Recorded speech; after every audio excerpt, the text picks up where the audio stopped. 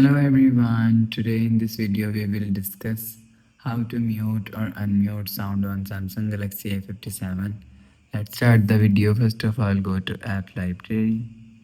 Here click on settings app.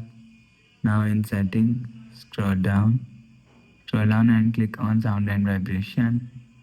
After click on sound and vibration, you will see three different options here: sound, vibrate and mute. If you want to unmute, so click on sound and you will see, and click on system sound.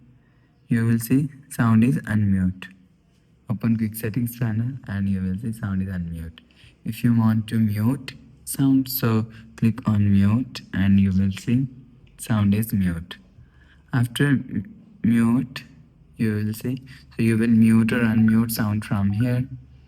After the process, go back to home screen. So that's how you can mute or unmute on sound on Samsung Galaxy A57. If you like the video, please subscribe. Thanks for watching.